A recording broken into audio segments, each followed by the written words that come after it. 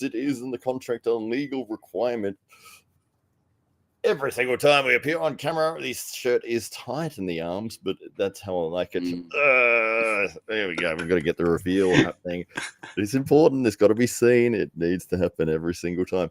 So the man to my left, but could be to your right, depending on which side of the screen you are looking at. Hopefully it is the side with the picture on it and not the back of the TV or camera that you are holding.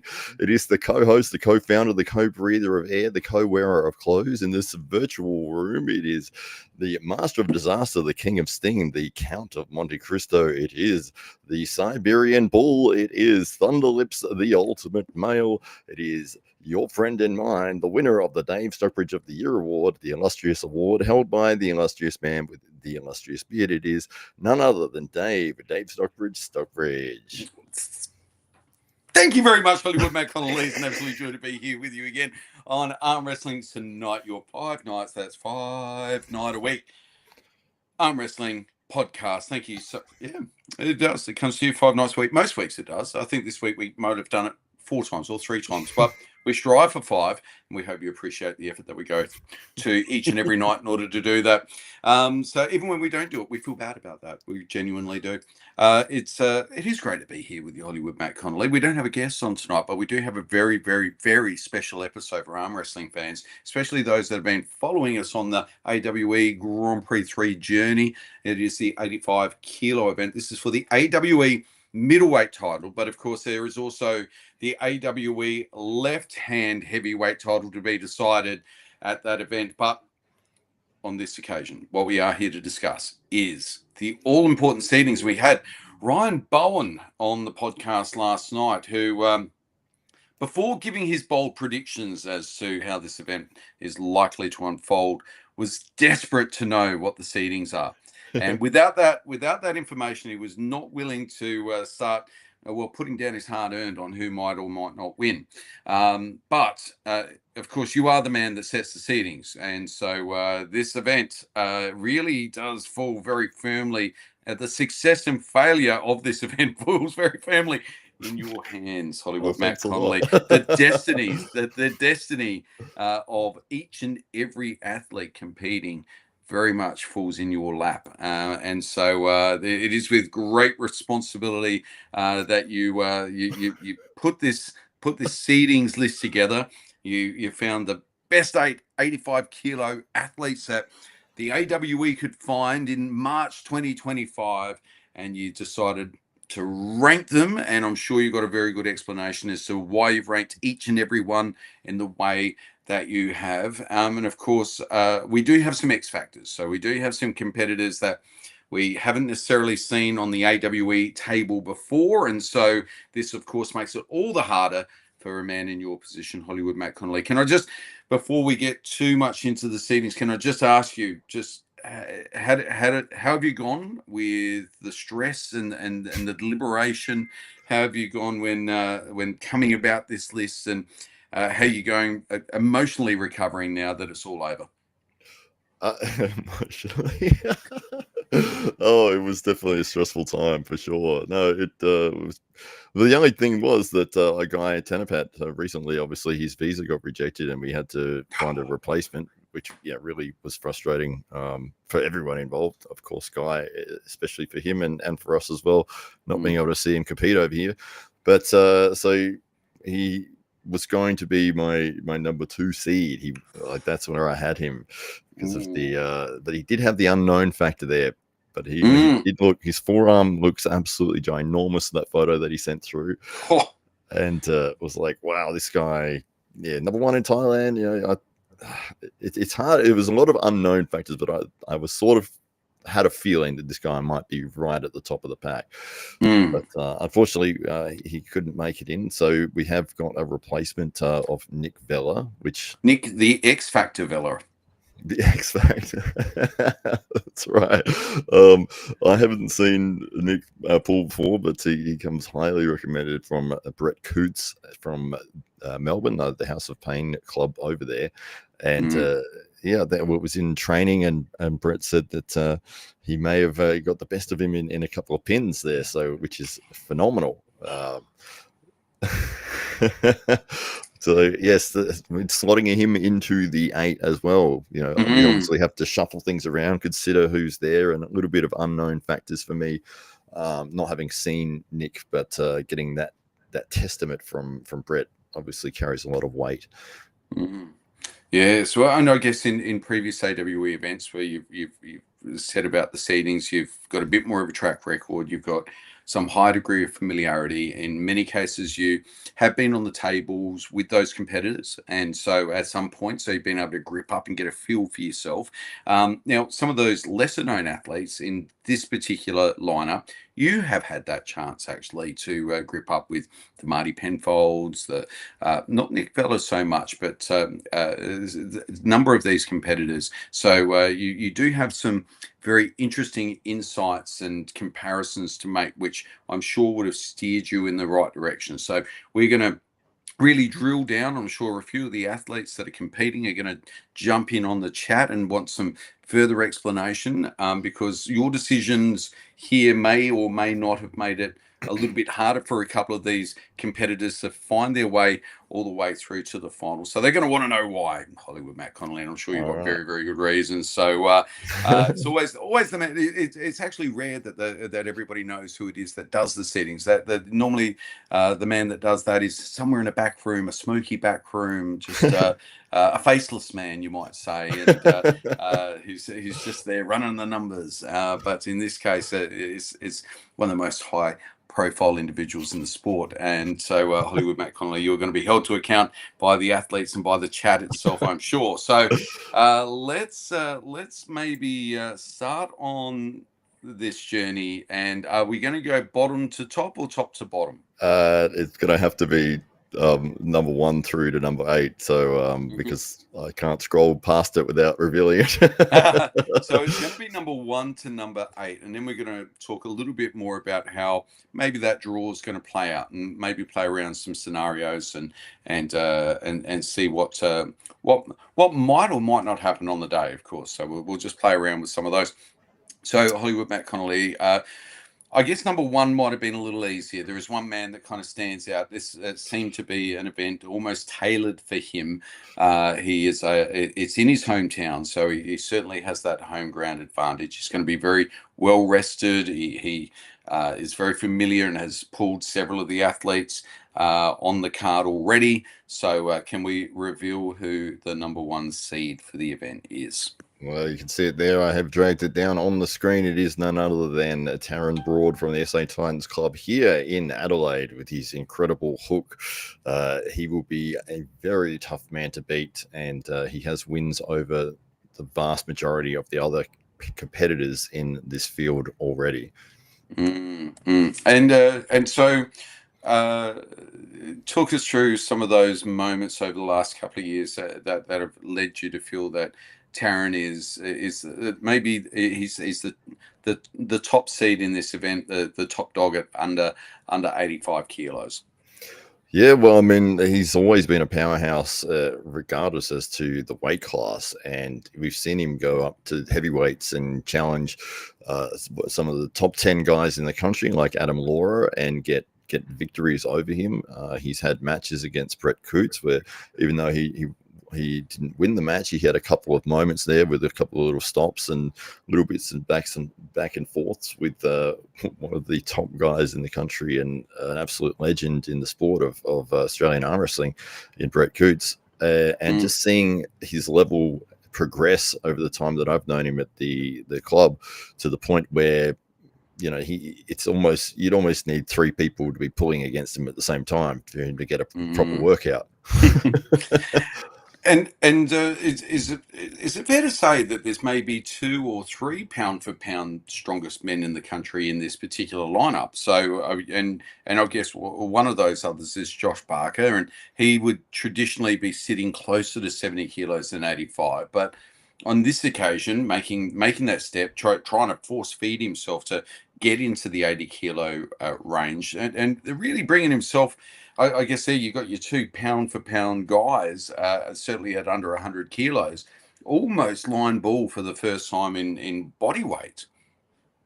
Absolutely, yeah, that's right. So should we reveal the number 2 seed? Oh, let's do. All right, and we get this thing. There we go. Oh, number 2 right there. We just happen to be talking about that man, Josh Barker, as the number 2 seed. And so number 2 seed, the top 2 seeds have had a lot of back and forth over the last 4 or 5 years, and we've seen them at Garage Wars, we've seen them at AWE, we've seen them at T Series events. Wherever one is, the other's not too far away. And we were just looking again at some of that footage from AWE 1, which is now a couple of years ago, 2 or 3 years ago. Both men appearing much lighter there than they currently are.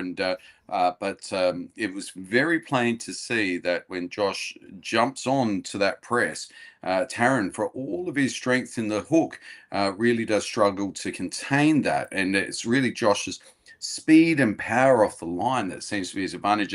And just when Josh got a little bit cocky and decided he was going to maybe try a top roll, that it just opened the door enough for Taran to be able to work his way back into that match and ultimately walk away from it. So I'm sure in this format of event where neither athlete really has a lot of time to be giving thought to what happens next, that really this is just going to be a first to pin, and there's no room for error here.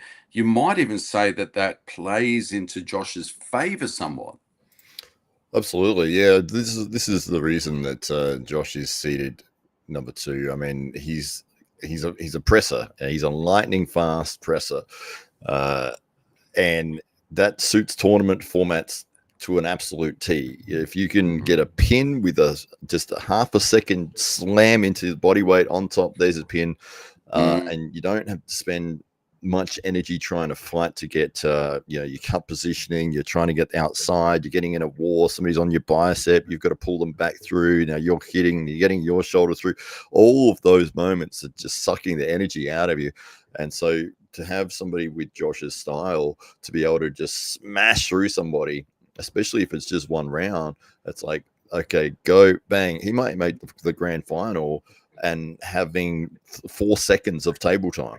And we've seen that with Rickett Borman, very similar style, straight into a press. He doesn't muck around. It's the quickest pathway to a pin. And you can just see here where Taran was just given enough to get in. But even still, you can see Josh controlling the hand, rolling over with his shoulder. Taran really just holding on through the strength of his bicep and really trying to come through with side pressure here. If Taran and Taran just giving that one away, but you would see Taran a little bit later come back from an almost similar position and able to get his shoulder behind it and ultimately get through Josh. It's does raise some questions, and I guess Josh is very much deserving. I think most people would agree with you so far, Hollywood Matt Connelly. I think there's no controversy thus far, but definitely got number 1 and number 2 covered. If you want to discuss whether the order is correct in the comments, feel free. But let's move on to number 3. Now, this one I've got no idea about. I really had to just believe that Hollywood Matt Connelly would have it all covered, and we've got Jacob Tuxworth. So explain away Jacob Tuxworth at number 3 for us, will you? Jacob has just gone from strength to strength, a man who just continuously improves. He's a relatively quiet guy, but he's just a hard worker. He just gets the job done, keeps getting better and better. He had a super match, just a practice match with Ryan Bowen recently and did reasonably well. He also has done fantastically well in the national tournaments here.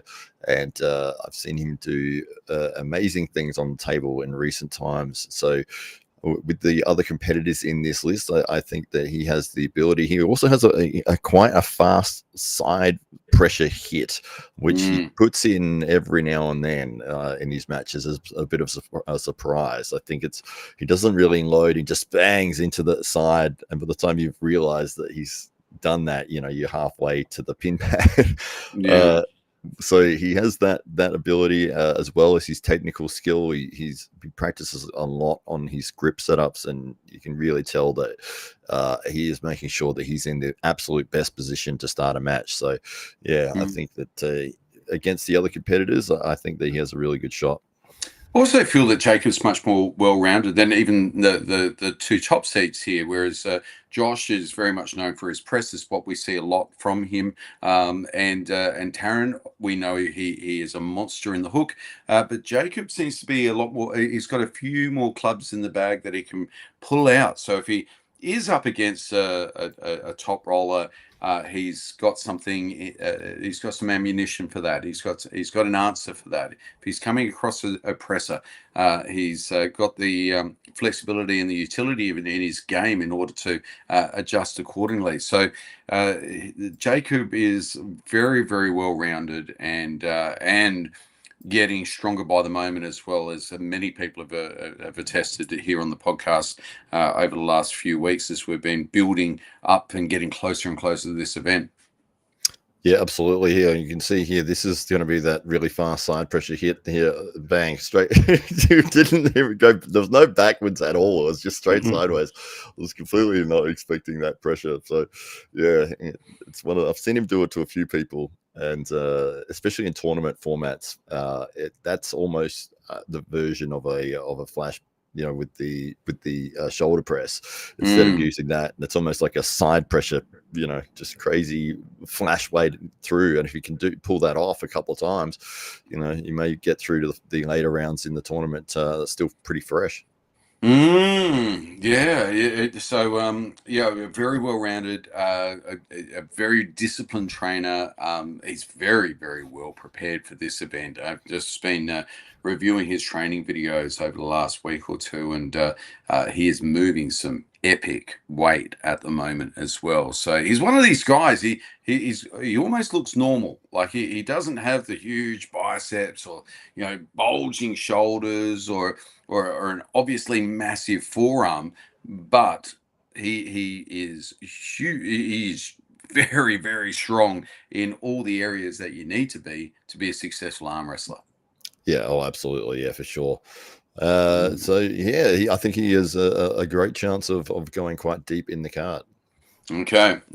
So we've got our top three. Who's going to round out the top half of the seedings? Let's have a look. It's none other than Zhu Yu from Singapore. So Singapore's number one. He's not somebody that you've pulled previously. So how are you drawing this conclusion to include him in the top half of the bracket? Yeah, it's kind of difficult to find a lot of match footage of him, and then the people that he's going against, I have no idea who they are. So it can be a little bit tricky to sort of gauge his ability. But the selling point is his match with Svetan, who is a multiple, I think he's a multiple world champion, and Zhu Yu was able to hold him in a battle for about 20-25 seconds. He did end up losing the round, but to be that strong against a world champion, it was like, wow. I mean, this guy, you can't do that and not be a fantastic arm wrestler. And Greg Yo, of course, is a huge fan of his, one of his training partners there in Singapore, and was when Greg wasn't able to make the event, he said, well, I want Zhu Yu to be in the event anyway with me, so I can't be there, but I know that Singapore is well represented on the day with Zhu Yu on the table. So and we of course want to wish Greg all the very best with his wedding this weekend. We're hoping him and his lovely bride have a magical wedding day and a wonderful honeymoon, and whilst he's still preparing, I think, for East versus West. So I hope that they are able to get away and have a lovely little break as well. So wishing Greg and his beautiful bride all the very best this weekend. Absolutely. It's this next weekend, I think, isn't it? The weekend of the next tournament? Weekend or this? Oh, sorry, not this weekend. Next weekend, of course. Yeah, it was the weekend of the 23rd. Sorry, that's right. That's right. Yeah. I'm sure that he knew which weekend you meant. Yeah, the one that he's getting married on. Yeah, that's the one. Oh, fantastic! So yes, that was the selling point for me for Zhu Yu. Just the match with Svetan, and yeah, you can't do that with a world champion and not be at a phenomenal level of strength. So, but the unknown factors for him for the rest of it is why I didn't see him higher than where he is at 4. Okay, so number 5. Who do you have? So this is where it gets a little bit difficult. But number 5, let's do the review. Let's have a look. Here we go. It is SK. Ooh, yeah. Well, another really well-rounded athlete. He's somebody that can take a match in any direction. SK has been an AWE star. He walked away. I think he was Lachlan Carpenter, and him walked away with all of the prize money almost from AWE T Series just a year ago, and he continues to perform above expectation. Absolutely, yeah. I think he won almost like $860 from our tournament or something. He won like nearly every class from the he was the under 70s, then the under 90s. I don't know. He won everything like right and left. He came second in like the heavyweights or something. I don't know. He really cleaned up on that day. Yeah, so SK, I mean, he's well known to us. We love his work. He was natural for this event, and if it wasn't for maybe Zhu making his way over, he would have found himself there amongst the top half of the field. So okay, let's go with who's our number 6. Well, it is none other than Ruben Jennings from Gympie Grippers in Queensland. And so physically the biggest man in the field, the tallest man in the field, the biggest hand in the field. He's got those long levers, and we've seen him deploy that with the maximum effect at AWE T Series events. Ruben is, he's an exciting package, and stylistically very different to every other man in the field. Absolutely. High hand, top roller, really long forearm, and massive hand. So if you're going to try, if you're a top roller, good luck going against Ruben, because he's going to have so much height on you, and his hand is double the size of you straight away. So even if you're strong and that's your best move, it's your worst move now against Ruben Jennings. So if anyone is looking at top rolling against Ruben, it's not going to be a fun day. But he has the ability, and as you said, I mean, we've got somebody like Taron Broad, who's a hook specialist, and you've got Ruben Jennings, who's a top roll specialist. So you've got people that have stylistic elements that they can bring to the table, and even with Josh Barker, you could say we've covered the 3 styles there with the hook, the press, and the top roll. So to have a specialist in all of those disciplines is really exciting. Indeed. Mr. Downwardo is shocked to see that we've not yet revealed Guy Tanapat so far. He obviously missed the early part of the podcast, or maybe even last night's podcast, where we sadly announced that Guy is not able to make his way over due to visa issues, and we can't appeal within the time frame that we've got and ensure that he'll be here on time. So it's very unfortunate, but Guy Tanapat will not be part of the AWE Grand Prix field, but we're getting closer to revealing where his replacement in the field will feature in the seedings. So Hollywood, if we go to the next, there he is.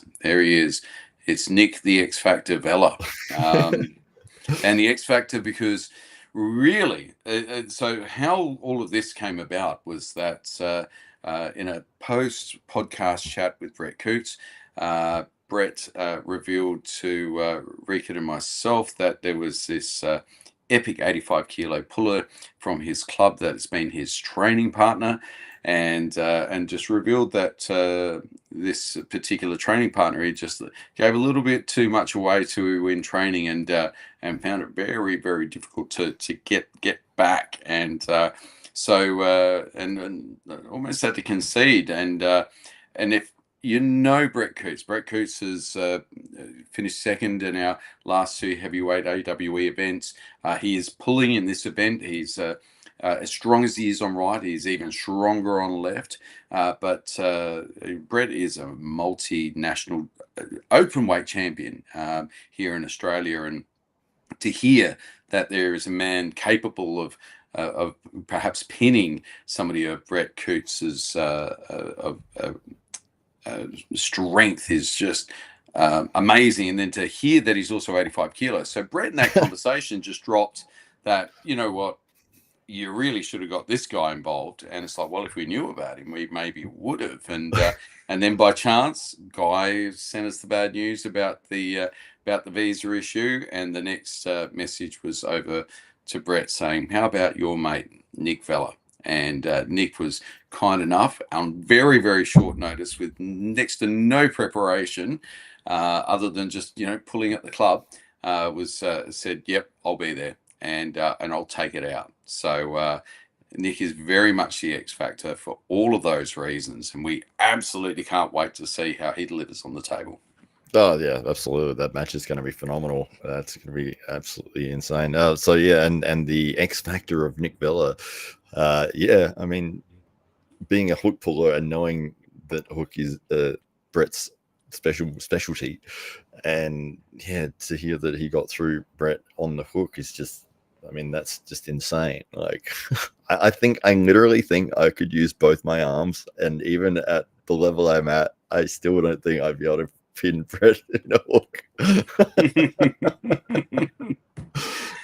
So, and that leaves just one man, seated number 8, and that is young Marty Penfold. He hails from here in South Australia. He's one of the SA Titans club members, and a man that you've pulled recently in training. So you've got a good feel. Do you get a sense that there's a pathway for Marty in this tournament where he can maybe work his way through subsequent rounds?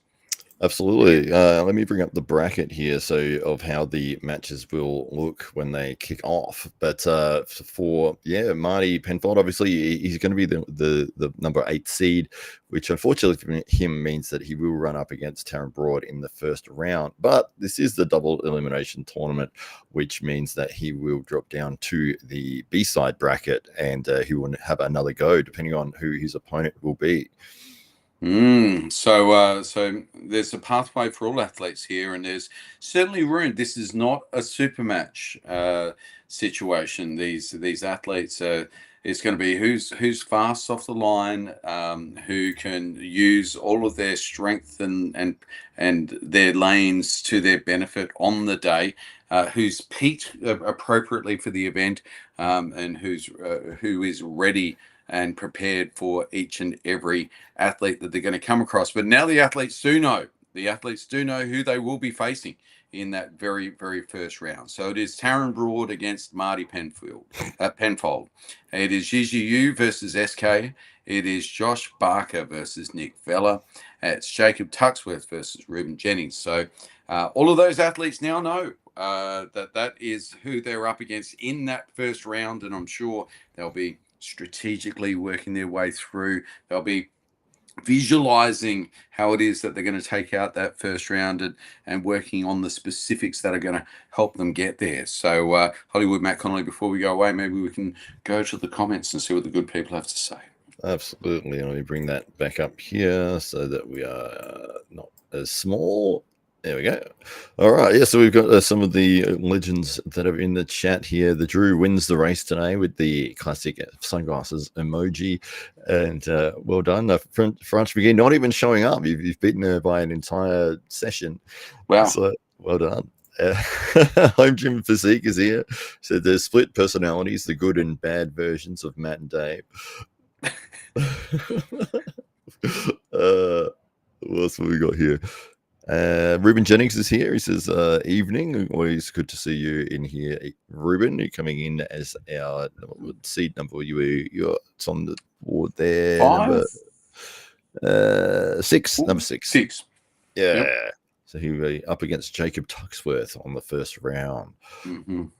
See, very exciting. Phil Woody is here from the UK. He says, good morning, gents. Looking forward to the Grand Prix, as are we. It's going to be not this weekend, but next Sunday.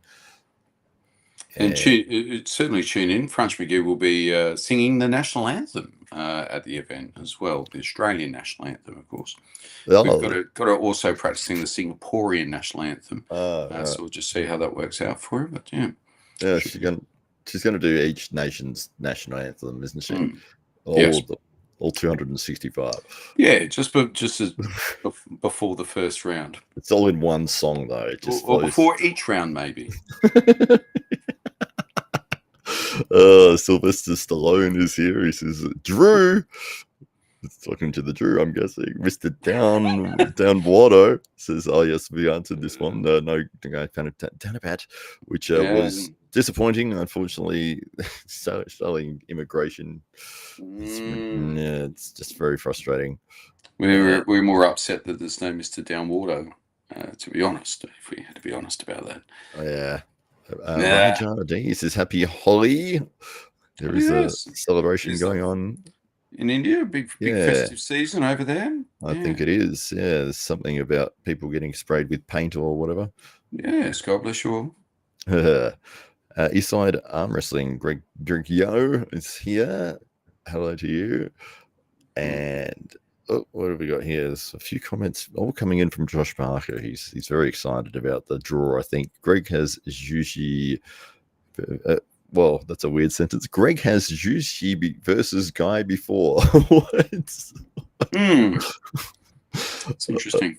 That's an interesting question, Josh. I don't know the answer. Ruben says, Jacob Tuxworth, my friendly nemesis.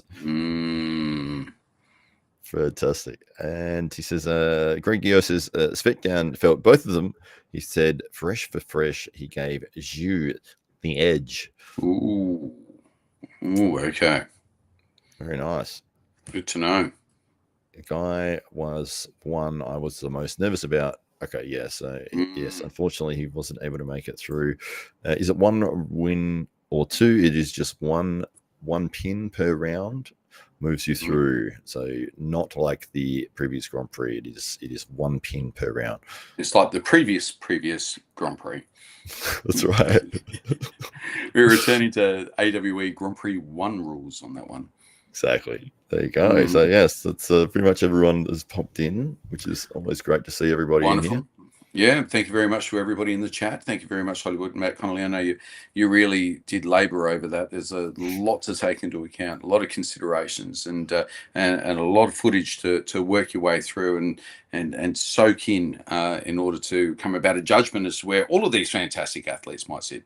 And it's very, very difficult to rank a field like this. So there's our national anthem singer, France McGee. She's made her way in, and she might even be practicing right now. So if she is, maybe she can let us know. But anyway, so thank you very much to everybody for joining us in the chat, as always. Thank you to everybody for supporting what we're doing here at AWE. We really can't wait for AWE Grand Prix 3. It is not this Sunday coming, it's the Sunday away, but we're less than 9 days away from the big event now, so we absolutely cannot wait. Now, if you are one of those people that do want to come here and see it in person, see the results live and in person, then you can certainly do that.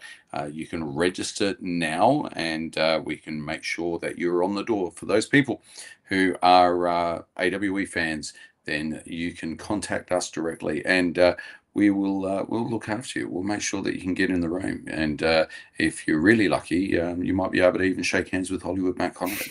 So and be part of the after pool, of course, and there will be the Titans event as well going on that day, and anybody can jump on the table and register for that event as well. And of course, there will be the AWE left arm heavyweight title on the line with Brett Coots versus Richard Borman, and so we are going to find out who is the strongest man on left in the AWE, and we absolutely cannot wait. Hollywood Matt Connelly. Oh, it's going to be huge. It's going to be absolutely massive, not only with the Grand Prix happening, but after that, we get to treated to the legendary match between Richard Borman and Brett Coots. It couldn't be better, really. it's going to be absolutely phenomenal. So we can't wait to see it. We've got the tournament running as well after the event. So the Titans tournament will be running as well with 3 weight classes, under 80s, under 95s, and over 95s. So if you're interested in competing in that, just send me a message and I will add you into the bracket. Fantastic, guys. Well, thank you so much to everybody once again, and we'll look forward to bringing you more arm wrestling tonight, Monday night.